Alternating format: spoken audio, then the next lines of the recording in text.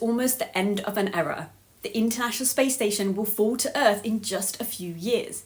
For over 2 decades, the space station has been orbiting our planet, representing a shiny beacon of human collaboration, scientific discovery, and evidence of what countries can achieve when they work together. Scientists, engineers, and explorers from all over the world have lived up there.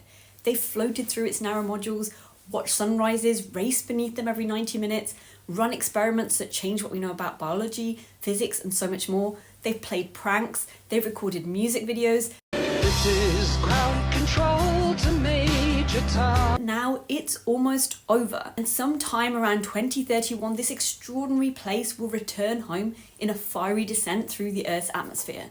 So let's take a moment to marvel at this extraordinary piece of engineering. It took 13 years to build the International Space Station.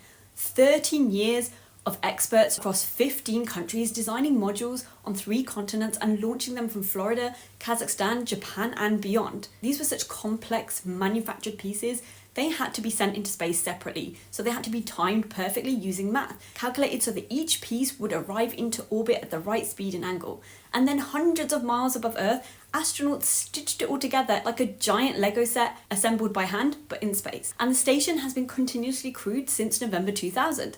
That's 25 years of humans living some 400 kilometers above us so far. But now NASA and its partners plan to retire the ISS in 2030 with a controlled deorbit soon after. Basically, parts of the station are now old, maintenance is expensive, and it takes constant fuel and attention just to keep it in orbit. So the decision has been made that the International Space Station will come down. Most of it will burn up in the atmosphere upon re-entry, and the rest will fall into the remote waters of the South Pacific. And beyond the papers and discoveries, the ISS was a testbed for something bigger. It taught humankind how to work and live together in space, and to build and maintain complex infrastructure in orbit, to collaborate across nations, languages, and politics. NASA has already funded several companies to design and build commercial space stations. The idea is that private stations might take over where the ISS leaves off, keeping humans in low Earth orbit under a new, more commercial model, which would be built through partnerships rather than governments alone. But the timeline is tight.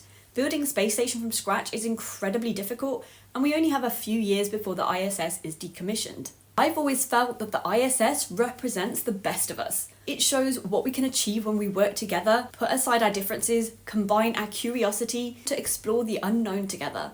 So with 2030 fast approaching, I'm feeling nostalgic. And that's why I say it's the end of an era.